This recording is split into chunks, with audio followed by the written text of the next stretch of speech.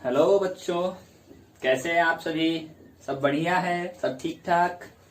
Okay, मैं Shailesh Kushwaha, class 10th CBSE pattern mathematics का जो फर्स्ट चैप्टर है, the very first chapter real numbers, इसको आज हम लोग शुरू करेंगे। ये चैप्टर हमें 6 मार्क देगा। हाँ, इस बात को आप लोग थोड़ा नोट करिए कि ये चैप्टर हमें 6 मार्क देगा। बस 4-5 टॉपिक इसमें पढ़ने हैं हम लोगों को। जो पहला टॉपिक है वो है introduction of real number. The second one is Euclid's division lemma. ये पॉइंट हमें ध्यान रखना है। यूक्लिड्स डिवीजन लेमा पर हमें क्वेश्चंस मिलेंगे। हम लोग सबसे पहले इसका स्टेटमेंट पढ़ेंगे, फिर यूक्लिड डिवीजन लेमा का जो एल्गोरिथम है उसको पढ़ेंगे, और फिर इस पे क्वेश्चंस करेंगे। और इस पे क्वेश्चन आएगा जैसे कि find the HCF of the given according with the help of Euclid's division lemma. इस पे क्वेश्चन आएगा। फिर हमको पढ़ना है the fundamental theorem of arithmetic. ये भी बहुत ही छोटा सा टॉपिक है, बहुत ही अच्छे से, बहुत ही आराम से इसको पढ़ेंगे हम लोग। उसके बाद ये जो 2 टॉपिक है, ये जाने पहचाने टॉपिक है, रिविजिटिंग ऑफ इरेशनल नंबर, और द सेकेंड वन है वो है रिविजिटिंग ऑफ रेशनल नंबर। इन दोनों के बारे में हम लोग जानते हैं। तो आइए शुरू करते हैं हम लोग। और जो 10th का जो मोस्ट अवेटेड चैप्टर, जो पहला चैप्टर है रियल नंबर, इसको शुरू करते हैं। तो रियल नंबर को पढ़ने के लिए सबसे पहले हमें कुछ और भी नंबर्स जानने पड़ेंगे जो बहुत ही इंपॉर्टेंट है। और अगर हम लोग उन नंबर्स के बारे में बहुत ही अच्छा खासा जानकारी रखते हैं तो निश्चित ही रियल नंबर हमें समझने में बहुत आसानी होगी। और जैसे ही हम लोग रियल नंबर समझेंगे और इस चैप्टर में आगे बढ़ेंगे तो बहुत ही अच्छे क्वेश्चंस मिलेंगे। टिपिकल क्वेश्चन को सॉल्व करने में बहुत ही आसानी होगा। तो रियल नंबर को पढ़ने के लिए हम लोग एक टॉपिक बस पढ़ते हैं। हम यहाँ पे introduction of some important numbers। इसमें कुछ हम लोग इंपॉर्टेंट नंबर्स का कुछ इंट्रोडक्शन हम लोग पढ़ लेंगे, थोड़ा हल्का हम लोग बस उसके बारे में डिस्कस करेंगे, और फिर हम लोग शुरू करेंगे रियल नंबर। तो पहला जो पॉइंट है वो हम लोग पढ़ेंगे natural numbers. And I hope सभी लोगों को इसके बारे में जानकारी होगी। तो हम लोग को एक चीज ये जानना है कि इसको कैपिटल एन से डिनोट करते हैं, कैपिटल एन से। एंड आई थिंक सभी लोग इसको जानते हैं, कैपिटल एन से इसको लिखा जाता है। और ये स्टार्ट होता है 1 से लेकर इनफाइनाइट तक, और कहा जाता है कि all the counting numbers are said to be natural number. Okay, second point is whole numbers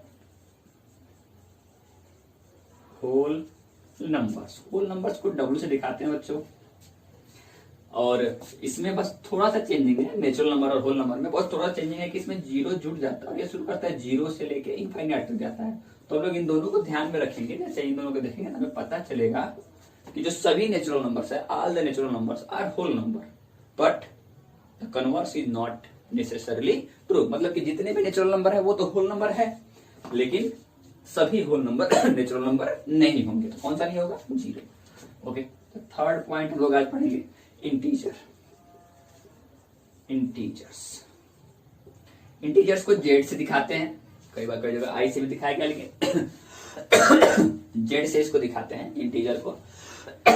there are 2 type of integers. पहला टाइप है पॉजिटिव इंटीजर्स। इसको पूर्णांक कहते हैं हिंदी में। नेचुरल नंबर को प्राकृतिक संख्या कहते हैं हिंदी में, और होल नंबर को पूर्ण संख्या कहते हैं। Positive integers are denoted by z, and the negative integer दूसरा है नेगेटिव इंटीजर्स। इसको हम लोग डिनोट करते हैं z नेगेटिव से। यहाँ पे सबसे पहले ध्यान देना कि इंटीजर्स आखिर में कहां से कहां तक होता है। तो इंटीजर शुरू करता है माइनस इनफाइनाइट से और ये जाता है प्लस इनफाइनाइट तक। तो इसमें जितना भी पॉजिटिव पार्ट होगा, मतलब क्या कि 1 से लेके इनफाइनाइट तक, ये सब कहां पे आएंगे? इंटीजर्स में आ जाएंगे। माइनस इनफाइनाइट से लेके -1 तक ये सारे किस में आ जाएंगे? निगेटिव इंटीजर में आ जाएंगे। ओके, अब इसके बाद हम लोग बढ़ेंगे, कुछ और भी छोटे छोटे पॉइंट्स हम लोग जानते चलेंगे ताकि आगे हमें आसानी रहे। जो हम लोग पढ़ चुके हैं इसको थोड़ा सा बस एक बार रिविजिट करना हम लोग को। इवन नंबर्स, आई थिंक सभी लोग इवन नंबर जानते हैं, तो इसको मैं डिस्कस नहीं करूंगा। बस हम लोग एक चीज यहाँ पे जानेंगे कि इवन नंबर को ई से दिखाते हैं। इसके बाद अगला है ऑड नंबर्स। ऑड नंबर्स को ओ से दिखाएंगे। फिर 6 है प्राइम नंबर्स। इसके बाद कंपोजिट नंबर्स। ओके, 7 टॉपिक हमारे पास हो गए। इसके बाद हमें मिल जाएगा को प्राइम नंबर्स। यह भी बहुत आसान सा टॉपिक है, इसके बारे में थोड़ा सा डिस्कस कर लेते हैं हम लोग। Even number, all those numbers which can be divided by 2 are said to be even numbers, and all those numbers which are not divisible by 2 are odd number। Prime number, उसके बाद को prime number, ऐसे दो prime number जिनमें आपस में कुछ common नहीं हो। इसके बाद से जो पॉइंट हमें पढ़ना है, वो उसको पढ़ने के लिए थोड़ा सा हमें हाँ, इसके बाद से हमें पढ़ना है rational number, rational numbers, and the last one is irrational numbers।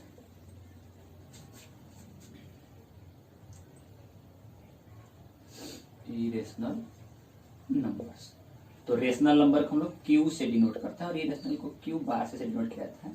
Rational number का डेफिनेशन हम लोगों ने छोटे क्लासेस में भी पढ़ा होगा, क्लास 9th में भी पढ़ा होगा। रेशनल नंबर को कहते हैं कि all those numbers which can be represented in the form of p by q, where p and q are integers and q not equal to 0। ऐसे नंबर जिनको p by q के form में हम लोग दिखा पाएंगे, लिख पाएंगे, वो रेशनल नंबर होते हैं। और ऐसे नंबर जिनको हम लोग p by q के फॉर्म में नहीं लिख पाएंगे, वो इरेशनल नंबर होते हैं। ओके, इन दोनों को दिखाने के लिए हम लोग 2 पॉइंट और पढ़ेंगे जो बहुत ही अच्छे पॉइंट्स हैं। So guys please pause the video and note it down. Okay, तो अभी प्यारे बच्चों, जैसा कि मैंने बताया था कि हम लोग रेशनल नंबर और इरेशनल नंबर को कुछ अलग तरीके से भी पढ़ेंगे, जिसको क्लास 9th में हम लोग पढ़े हैं। और इन दोनों को समझने के लिए थोड़ा सा हम लोग 2 पॉइंट्स और भी समझते हैं। एक समझते हैं टर्मिनेटिंग और एक समझते हैं नॉन टर्मिनेटिंग। तो इन दोनों पॉइंट्स को थोड़ा इधर लिखते हैं, फिर हम लोग आसानी से समझ पाएंगे कि रेशनल और इरेशनल नंबर कैसे होते हैं। तो देखिए, टर्मिनेटिंग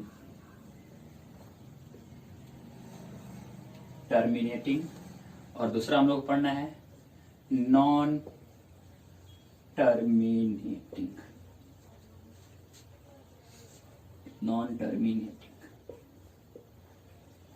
टर्मिनेटिंग क्या होता है? टर्मिनेट मतलब कि ऐसे नंबर्स जो डेसिमल में होते हैं और ये कुछ पॉइंट के बाद जाके समाप्त हो जाते हैं। जैसे कि अब कोई पॉइंट में लिख दूं 1.25, then this is a terminating number, this is a terminating number. और ये नॉन टर्मिनेटिंग में क्या है, जैसे मैं लिखता चलूं और ये समाप्त ही ना हो, जैसे 1.11214 5 6 ऐसे बढ़ता जाए, तो ये होता है नॉन टर्मिनेटिंग। और ये जो नंबर ये क्या है, टर्मिनेटिंग। ओके, तो टर्मिनेटिंग का केवल एक ही टाइप है, लेकिन नॉन टर्मिनेटिंग में 2 टाइप होते हैं और इनको भी जानना जरूरी है। एक होता है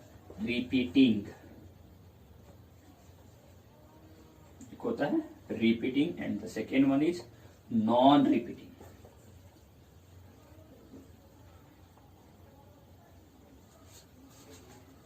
अब रिपीटिंग नंबर क्या है? तो ऐसे नंबर जो टर्मिनेट ना करे, मीन्स कि खत्म तो ना हो, लेकिन अपने आप को कुछ पॉइंट्स के बाद अपने आप को रिपीट करता है। ऐसे कि हम लिख सकते हैं 1.21211, ये रिपीटिंग है, या 1.456 ऐसे जाता है, ये रिपीटिंग है। लेकिन नॉन रिपीटिंग क्या है? तो ये ऐसे है 1.123460129 ऐसे ये नॉन रिपीटिंग है। तो अब इनके फॉर्म में हम लोग रेशनल नंबर और इरेशनल नंबर कैसे जानेंगे? रेशनल नंबर याद रखिएगा, क्यों से दिखाते हैं। तो इसमें जो जितने भी टर्मिनेटिंग नंबर होते हैं, टर्मिनेटिंग और नॉन टर्मिनेटिंग में जो रिपीटिंग होता है, ये रेशनल नंबर होता है। मतलब क्या कि रेशनल नंबर यहां से क्या हो जाएगा, टर्मिनेटिंग प्लस नॉन टर्मिनेटिंग में क्या रहेगा, रिपीटिंग। ध्यान रखिएगा इसको। वही जो इरेशनल नंबर है, तो बचा क्या, केवल क्या बचा, नॉन टर्मिनेटिंग में नॉन रिपीटिंग, नॉन टर्मिनेटिंग में नॉन टर्मिनेटिंग, नॉन रिपीटिंग। इसको हम लोग कहते हैं इरेशनल नंबर्स। तो ये हमारे पास कुछ फैक्ट्स थे, कुछ पॉइंट्स थे जिनको जानना बहुत जरूरी था, और इन सबको जानने के बाद ही हम लोग क्या जानेंगे, रियल नंबर जानेंगे। तो अब हम लोग आते हैं अपने मेन पॉइंट रियल नंबर पे। तो रियल नंबर क्या होता है? रियल नंबर, तो अगर हम लोग एक बॉक्स रखें, ऐसे एक बॉक्स रखें, और इस बॉक्स में जितने भी नंबर्स हमने पढ़ा, जैसे कि हमने नेचुरल नंबर पढ़ा, होल नंबर पढ़ा, इंटीजर पढ़ा, इंटीजर में पॉजिटिव और निगेटिव दोनों पढ़ा, ध्यान रखेंगे। फिर हमने इवन नंबर पढ़ा, ऑड नंबर पढ़ा, प्राइम नंबर पढ़ा, कंपोजिट नंबर पढ़ा, फिर रेशनल नंबर पढ़े और इरेशनल नंबर पढ़े। इन सबको अगर एक साथ लिखा जाए तो ये सारे नंबर जो है ये क्या बन जाएंगे, रियल नंबर बन जाएंगे। तो निश्चित तो हम लोग समझ गया क्या कि the real number is the set of all natural number, whole number, integer, even number, odd number, prime number, composite number, rational number और इरेशनल नंबर। या एक चीज और ध्यान से देखेंगे हम लोग कि जब डेफिनेशन हम लोग देख रहे थे तो उसमें पढ़ते चले जा रहे थे, उसमें हम लोग कुछ पॉइंट्स ये भी देख रहे थे कि जितने भी नेचुरल नंबर होते हैं वो सब होल नंबर होते हैं, सभी होल नंबर इंटीजर होते हैं, सभी इंटीजर्स में कुछ इवन होता है, कुछ ऑड होता है, कुछ प्राइम होता है, कुछ को प्राइम होता है, और जो रेशनल नंबर होते हैं ये जितने भी नंबर हैं ये सब रेशनल है। और इसी में कुछ ऐसे भी नंबर होंगे जो इरेशनल होंगे, मतलब क्या कि जो हम क्या होंगे, non repeating non terminating non repeating होंगे, तो वो इरेशनल नंबर होंगे। तो कुल मिलाकर के रेशनल और इरेशनल को मिला देंगे तो हमारे पास क्या बन जाएगा, रियल नंबर। तो सिंपली बात है कि each the collection of all the numbers. एक तरह का और भी नंबर जब हम लोग यहाँ से आगे क्लासेस में जाएंगे तो पढ़ेंगे, जिसको भी हमें जानने की बहुत ज्यादा जरूरी नहीं है। Okay guys, so guys, after the introduction of real numbers, हम लोग रियल नंबर चैप्टर का जो सबसे इंपॉर्टेंट टॉपिक है यूक्लिड्स डिवीजन लेमा, इसको पढ़ेंगे। अभी आप लोग जैसे ये हेडिंग आप लोग देख रहे होंगे यूक्लिड्स डिवीजन लेमा, तो आपको थोड़ा सा यहाँ पे कुछ प्रॉब्लम हो रहा होगा कि ये लेमा क्या है, व्हाट इज लेमा। तो इसके बारे में मैं अभी बताऊंगा, और इन सभी चीजों को समझने से पहले एक पजल खेलते हैं हम लोग, क्यों नहीं, थोड़ा सा इंटरेस्टिंग बनाने के लिए एक पजल शुरू करें। होता क्या है कि एक अंडा बेचने वाला होता है और वो किसी गांव में जाता है, उसको अंडा बेचना रहता है। तो ऐसा क्या होता है कि कुछ लोग होते हैं जिनको थोड़ा सा बात करने की आदत होती है। तो वैसे ही कोई व्यक्ति है और ही कम्स, और जैसे ही आया और वो उस अंडा बेचने वाले से कुछ बात कर, बात में से बहस होते होते क्या हुआ कि उस बात करने वाले आदमी ने जो पूरा अंडे का जो ट्रे था, उसको जो बॉक्स था या बास्केट था, उसको लिया। जैसे ही लिया तो पूरा अंडा गिर करके फूट गया। और ये झगड़ा जब ग्राम पंचायत में पहुंचा तो फिर अंडे वाले से पूछा गया कि बताओ तुम्हारे कितने अंडे फूटे, तो उसका भरपाया जो है वो आदमी करेगा। तो उसने बताया कि उसके पास कितने अंडे, उसको एक पजल में बताया और वो पजल कुछ इस तरह का था। उसने कहा कि यदि आप हमारे the numbers of X will be counted in pair then one will remain. उसने कहा कि यदि उसको पेयर में गिनेंगे तो एक बचेगा, अगर उसको थ्री में काउंट करेंगे, मतलब एक बार तीन करके काउंट करेंगे तो दो बच जाएगा, चार करके काउंट करेंगे तो तीन बच जाएगा, पांच करके काउंट करेंगे तो चार बच जाएगा, और छह लेकर के काउंट करेंगे तो पांच बच जाएगा, और जैसे ही हम लोग सात लेकर काउंट करेंगे, सात लेकर के काउंट करेंगे तो कुछ भी नहीं बचेगा। और उसने एक और चीज बताया, क्या कि my basket can not accommodate more than 150 eggs। उसने ये बताया कि उसके बास्केट में 150 अंडे से अधिक अंडे नहीं थे। तो अब बताना है कि कितने अंडे थे। Okay, let's solve this puzzle. एक चीज तो हम लोग यहाँ पे हमारे पास एक पॉइंट हमें मिला है कि उसके बास्केट में 150 एग से अधिक नहीं थे। हो सकता है कि 150 एग हो या उससे कम हो, तो मानते हैं let a numbers of eggs, a numbers of eggs are there in the basket। इसका मतलब ये हुआ कि ये जो 150 होगा, जो A होगा that will either equal to 150 और less than 150। अब हम लोग इसको बैकवर्ड चलते हैं। बैकवर्ड उसने कहा कि यदि हम लोग क्या करते हैं कि वो जो नंबर ऑफ एग्स है उसको 7 काउंट करते हैं तो कुछ भी नहीं बचेगा। तो यहाँ से हम लोग देख सकते हैं कि नंबर ऑफ एग हमारे पास ए है और 7 में काउंट करते हैं तो मान लेते हैं कि 7 काउंट किया और कई बार, एक बार काउंट किया, 2 बार काउंट किया, ऐसे काउंट करते करते हमने p बार काउंट किया तो कुछ भी नहीं बचा। ऊपर आएंगे, सेम एग है, 6 टाइम्स 6 काउंट करेंगे थोड़ा सा और अलग होगा तो मान चलते हैं q हो गया और कुछ बच गया। कितना बच गया? 5 बिलियन। और आगे आएंगे तो a इक्वल्स टू 5 से काउंट कर रहा है तो p q r लेते हैं इसको, तो कितना बच जा रहा है? 4। फिर नेक्स्ट 4 से काउंट कर रहा है तो मान के चलते हैं s टाइम काउंट किया होगा तो कितना बच रहा है? 3। फिर कह रहा है कि उसी नंबर आपको उसको 3 से जब काउंट करते हैं तो s मान के चलते हैं t बच गया और 2 रिमेन हो गया। और फिर उसी को काउंट करता है 2 के पेयर में तो मान करते हैं 2u प्लस कितना बच रहा है? 1 बच रहा है। तो ये ऐसा कुछ करके हमारे पास इक्वेशन बनेंगे। पहला इक्वेशन हमारे पास होगा equal to 7p plus 7p, कुछ नहीं बचा तो ये करके ये इक्वेशन बनेगा।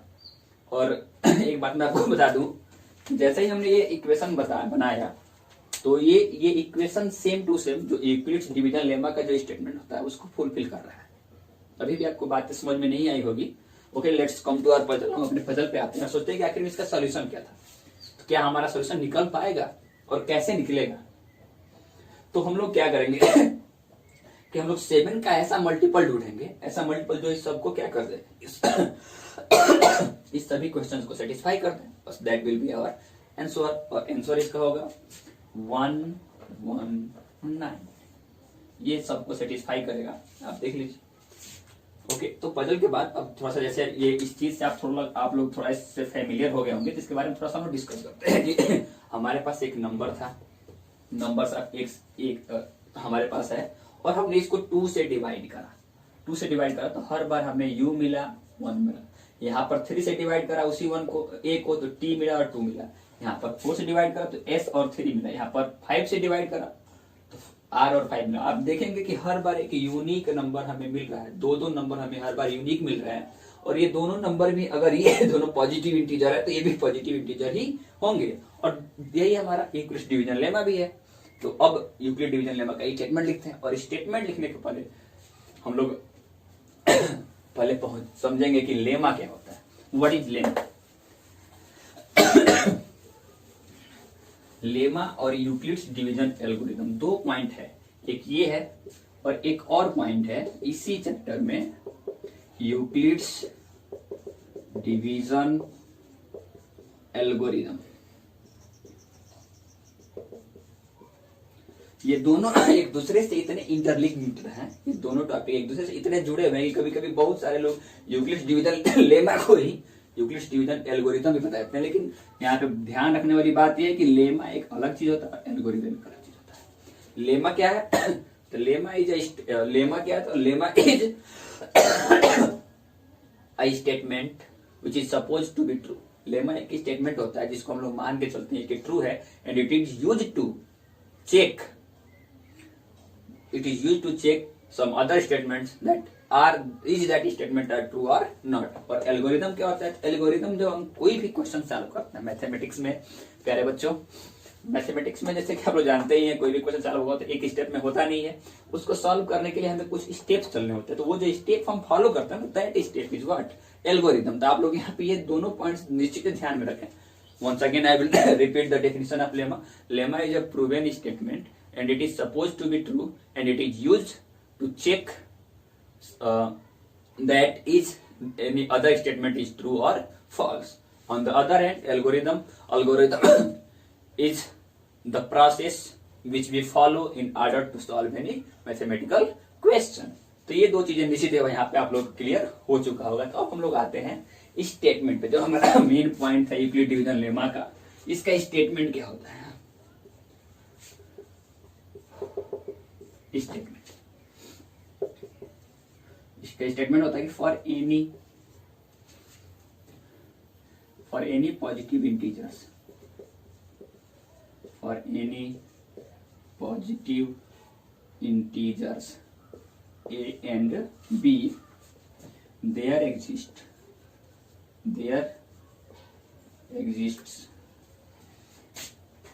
q and r such that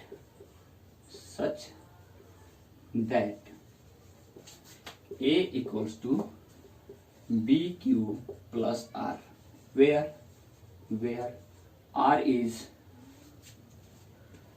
either equal to 0 or greater than 0 and equal to and always less than B, इसके इक्वल नहीं होता। ये स्टेटमेंट हमारे पास है। मैं फिर से इसको समझा दूं। For any positive integers a and b, there exists q and r such that a equals to bq plus r, where r जो r होगा वो हमेशा क्या होगा, 0 होगा, या 0 हो सकता है या 0 से बड़ा होगा, लेकिन कभी भी b के इक्वल नहीं होगा।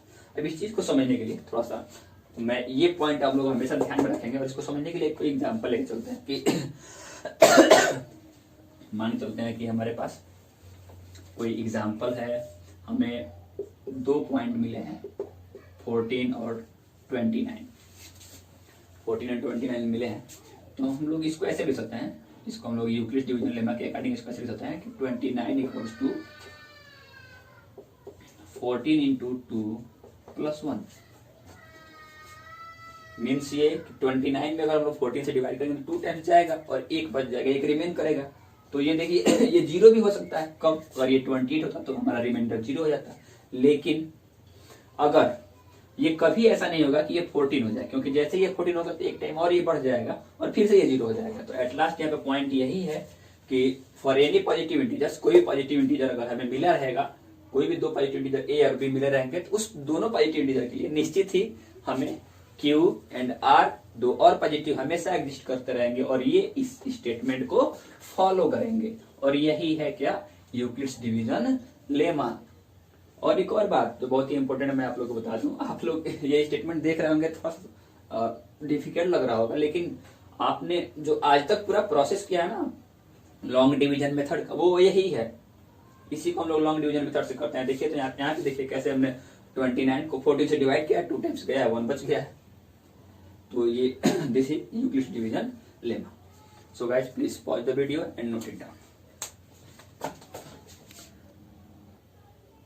सो गाइस मेरे प्यारे बच्चों, हम लोग यूक्लिड डिवीजन लेमा पढ़ चुके हैं और उसके बाद जो अगला टॉपिक है वो है यूक्लिड डिवीजन एल्गोरिथम। मैंने भी इसके पहले बताया था आप लोगों को कि यूक्लिड डिवीजन लेमा और यूक्लिड डिवीजन एल्गोरिथम ये आपस में इतने इंटरलिंक्ड है कि मैक्सिमम टाइम बहुत सारे लोग बताते हैं कि यूक्लिड डिवीजन लेमा और एल्गोरिथम दोनों सेम है, लेकिन ऐसा नहीं है।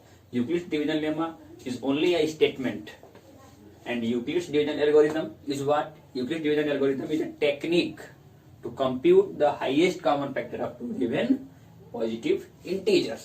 मतलब हुआ ये कि जो यूक्लिड डिवीजन एल्गोरिथम है ये हमारा एक टेक्निक है।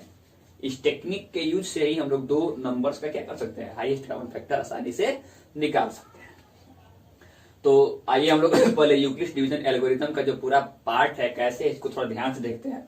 इसमें सबसे पहला स्टेप है, स्टेप फर्स्ट। मान लीजिए हमारे पास कोई 2 नंबर है, we have given 2 numbers. Question है कि क्वेश्चन मान लीजिए ऐसे है कि find HCF of A, let us consider A and B. Okay, तो फर्स्ट स्टेप क्या होगा कि जो ए और बी जो 2 हमें दिया होगा, तो निश्चित है कि ये दोनों इक्वल नहीं होंगे। इक्वल होंगे तो कोई फायदा ही नहीं है। इसमें से एक बड़ा होगा एक छोटा होगा, तो हम लोग क्या करेंगे कि जो बड़ा वाला है उसको ए, इसमें तो ए है ही हमारे पास यूक्लिड डिवीजन, इसको थोड़ा चेंज कर लेते हैं। इसको चेंज करते हैं, मान सकते हैं सी और D, C and D.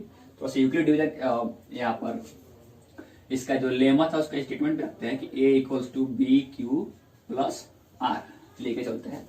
Late we have given C and D, और इसका हमें ऐसे फाइंड करना है किसके यूज से, तो यूक्लिड डिवीजन लेमा के यूज से।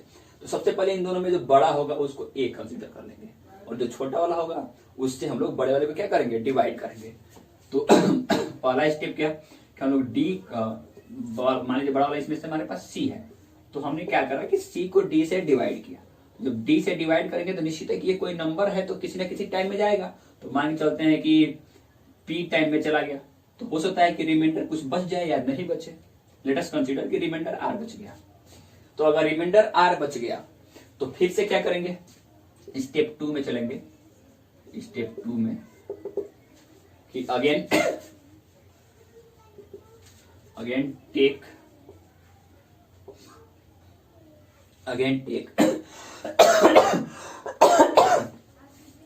D as bigger number and R as smaller। और फिर से हमारा क्वेश्चन वहीं पे आ गया। तो अगर यहाँ पे हम लोगों ने सॉल्व किया, मान लीजिए हमें सी और डी दिया, तो सी हमारे पास बड़ा है, बड़े वाले को डी से डिवाइड करा हमने, तो पी टाइम्स में गया, मान लेके रिमाइंडर बच गए। तो अगर रिमाइंडर बच गए तो रिमाइंडर को छोटा वाला स्मॉलर नंबर मान लेंगे, और जो हमारा डी था ऑलरेडी जो दिया गया था उसको हम लोग बिगर नंबर मान लेंगे। And again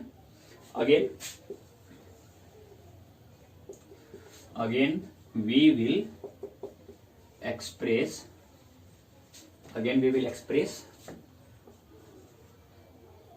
the obtained number in form of Euclid's division lemma। Step 3, अगर यहाँ पे देखिए इसी स्टेप में इफ r इक्वल टू 0, यदि r 0 हो गया तो हमें यहीं पे हमारा क्वेश्चन सॉल्व हो गया, क्योंकि हम लोग जब फिर से d को r से डिवाइड करेंगे तो जो हमारे पास, अगर हम लोग मान लीजिए इसको हम ये करते हैं तो हमें मिलता है, क्या मिलेगा कि हमने d को डिवाइड करा था किससे, r से, तो r से डिवाइड किया, मान लीजिए s टाइम में गया और अब जो है r डैश आ गया, तो हो सकता है कि ये यहाँ पे कुछ ना है, और अगर यहाँ पे कुछ ना मीन्स कि अगर ये 0 हो गया, if r dash equal to 0, then हमारे पास जो HCF है वो मिल जाएगा। और अगर नहीं हुआ तो वी विल कब, स्टेप 3 कब लगेगा, if r dash not equal to 0। याद रखिएगा ये r डैश केवल इसके लिए है, तो हर बार तो हमें r ही मिलेगा। If r dash not equal to 0 then we will continue the process until we get r dash as 0 or what, remainder as 0। okay, so guys please pause the video and note it down। So guys अभी हमने Euclid division algorithm का पूरा process पढ़ा है, step पढ़ा। अब हम लोग उस पर एक एग्जांपल लेके चलते हैं। जैसे क्वेश्चन है कि फाइंड HCF ऑफ 455 एंड 42। ये हमारे पास क्वेश्चन है, इस क्वेश्चन को सॉल्व करना है यूक्लिड डिवीजन लेमा पे। तो हम सबसे पहला स्टेप फर्स्ट हमारे पास क्या होगा, सॉल्यूशन करेंगे। हम लोग क्या करेंगे, लेट मान लेंगे, let a equals to what, 445। याद रखिएगा कि a equals to B Q plus R होता है हमारे पास स्टेटमेंट।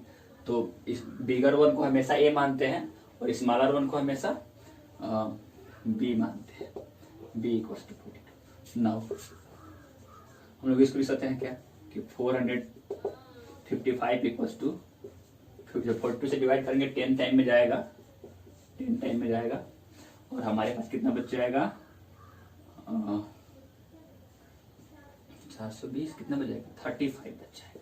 तो हमने देखा कि हमारे पास यहाँ पे रिमाइंडर 35 हो गया। तो अगेन अब हम लोग क्या करेंगे, a मानेंगे a इक्वल्स टू 42 और b मान लेंगे हम लोग 35 और फिर से इसको एक्सप्रेस करेंगे। तो हमारे पास हो जाएगा 42 इक्वल्स टू 35 इंटू 1 टाइम जाएगा, 7 रिमाइंडर बचेगा, अभी भी बचा।